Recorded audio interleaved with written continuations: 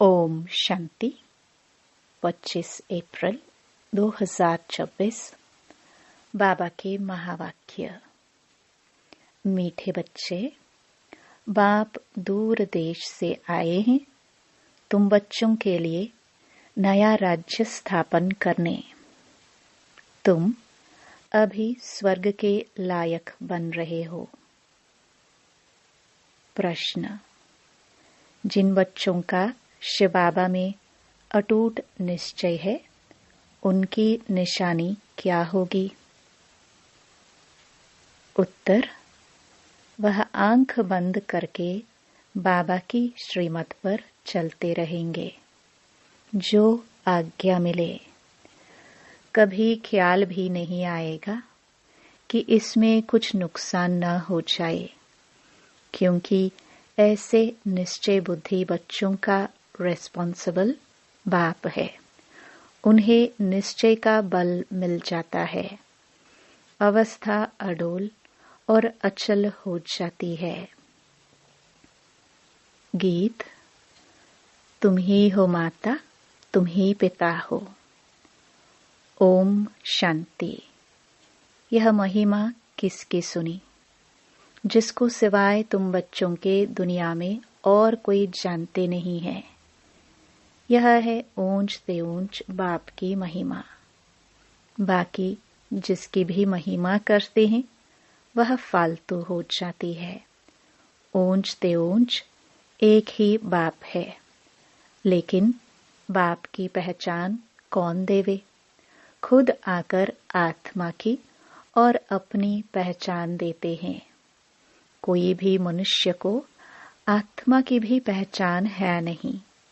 भल कहते हैं महान आत्मा, जीव आत्मा। शरीर जब छूट जाता है तो कहते आत्मा निकल जाती है। शरीर मुर्दा हो जाता है।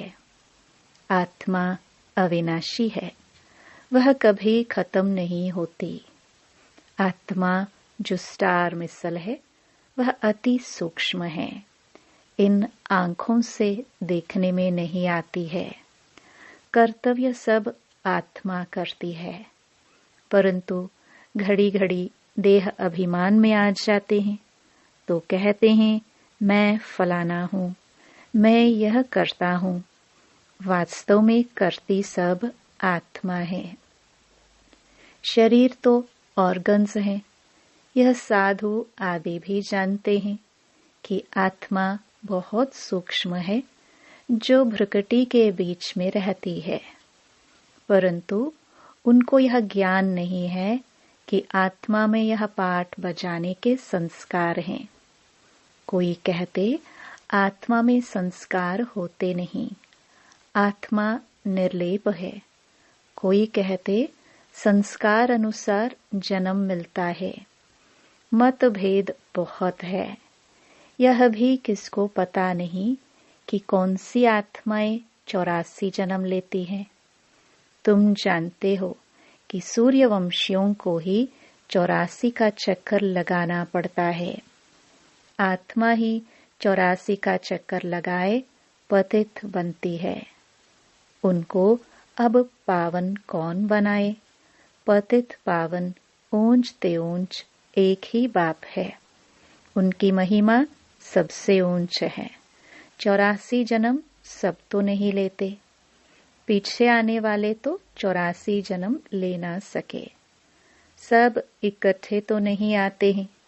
जो पहले पहले सतयुग में आएंगे, सूर्यवंशी राजे और प्रजा, उन्हों के 84 जन्म होते हैं।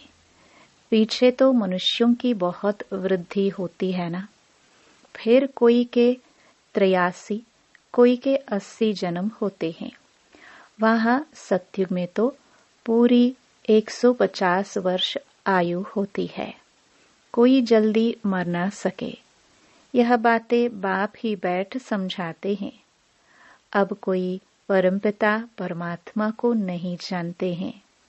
बाप कहते हैं कि जैसे तुम्हारी आत्मा है, वैसे मेरी भी आत्मा है।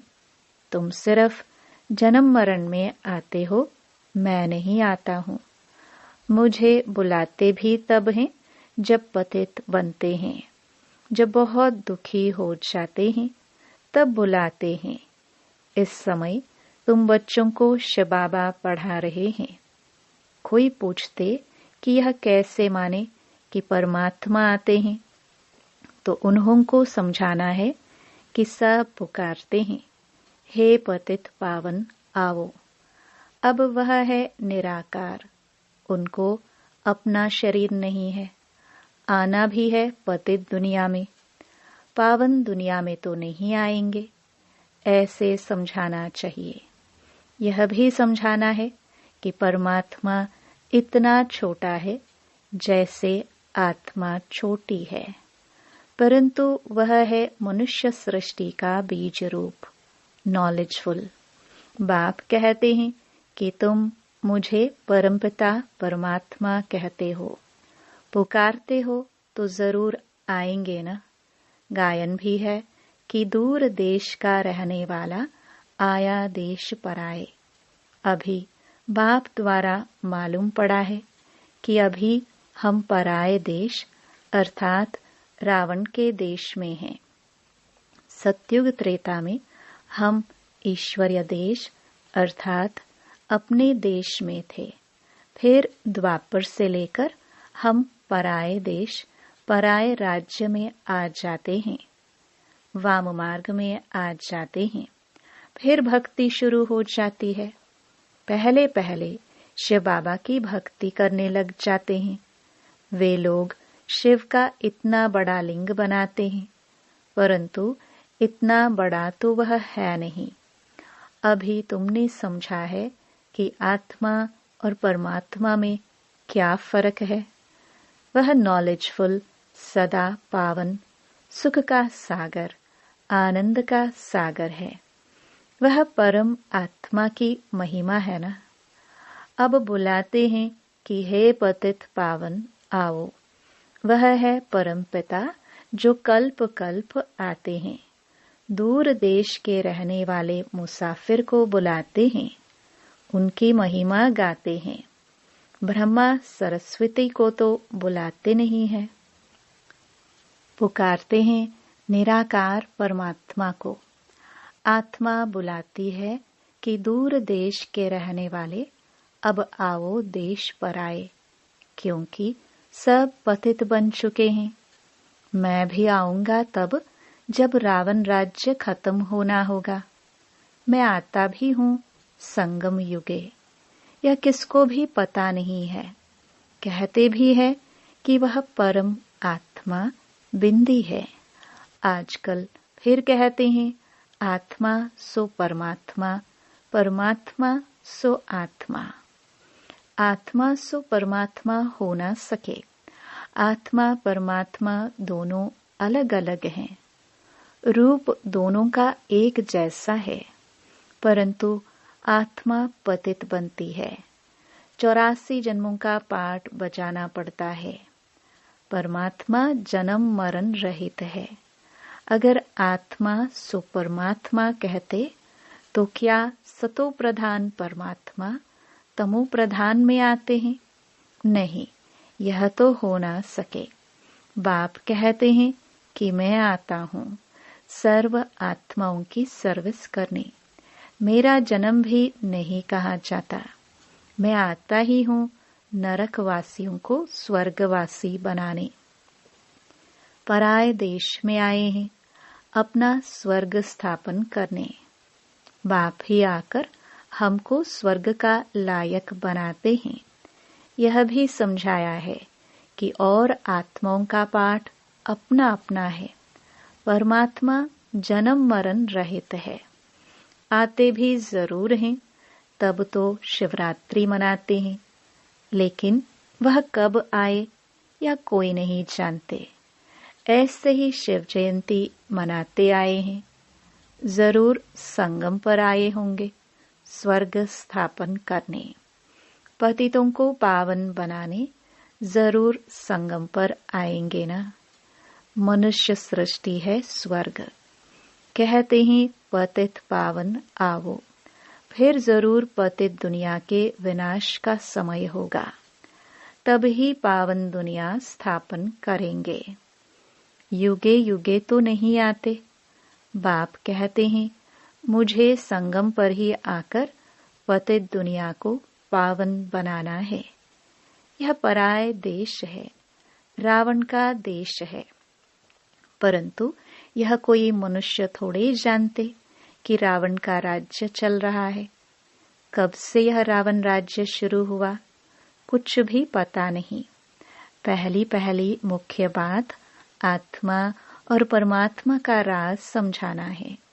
फिर समझाना है कि वह कल्प के संगम युग पर आते हैं पावन बनाने।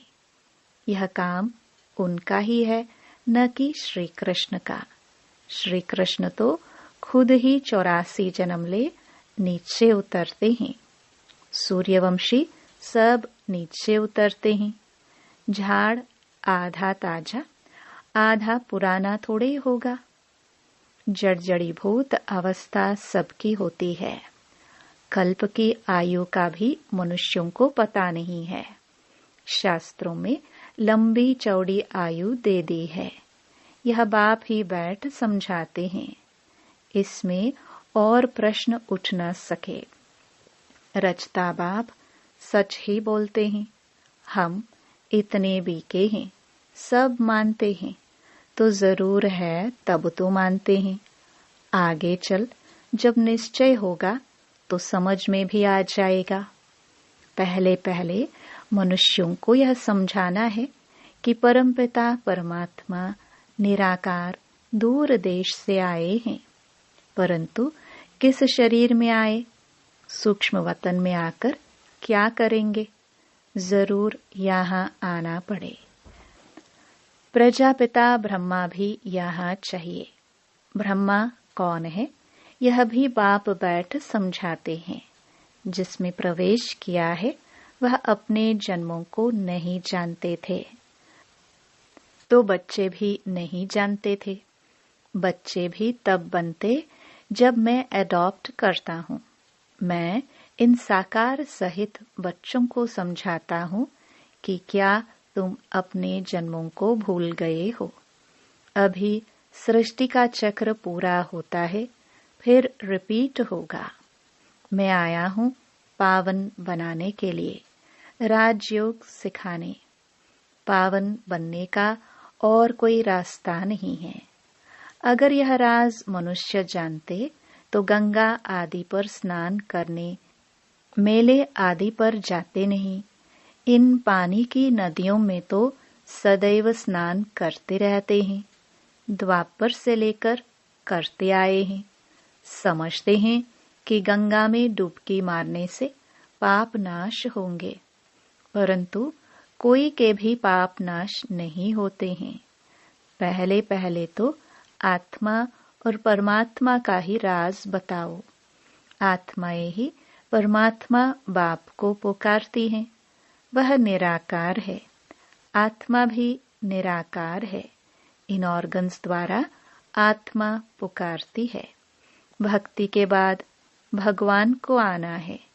यह भी ड्रामा में पार्ट है।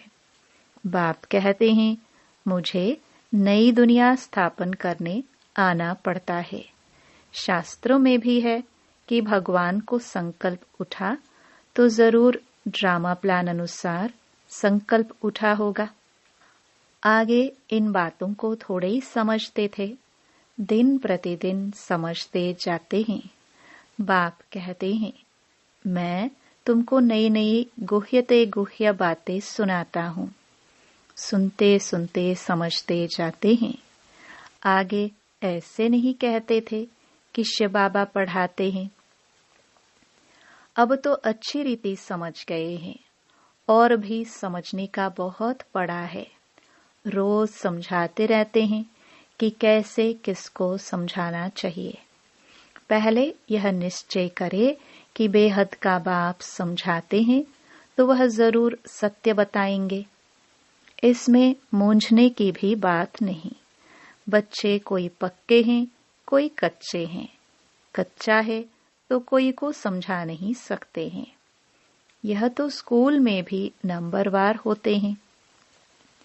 बहुतों को यह संशय पड़ता है कि हम कैसे समझे कि परमपिता परमात्मा आकर पढ़ाते हैं, क्योंकि उन्हों की बुद्धि में है श्री कृष्ण ने ज्ञान सुनाया।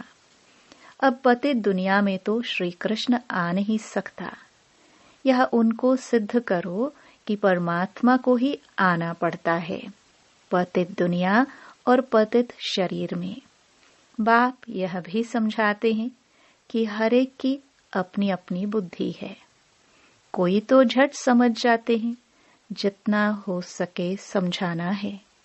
ब्राह्मण सब एक जैसे नहीं होते हैं, परंतु देह अभिमान बच्चों में बहुत है। यह बाबा भी जानते हैं कि नंबरवार हैं, डायरेक्शन पर बच्चों को चलना पड़े। बड़ा बाबा जो कहे वह मानना चाहिए। गुरुओं आदि की तो मानते आए हो, अब बाप जो स्वर्ग में ले जाने वाला है उनकी बात तो आंख बंद कर माननी चाहिए। परंतु ऐसे निश्चय बुद्धि है नहीं। भल उसमें नुकसान हो व फायदा हो, मान लेना चाहिए। भल समझो नुकसान भी हो जाए, फिर भी बाबा कहते हैं ना, हमेशा ऐसे समझो कि शिव बाबा ही कहते हैं। ब्रह्मा के लिए मत समझो, रिस्पॉन्सिबल शिव बाबा होगा।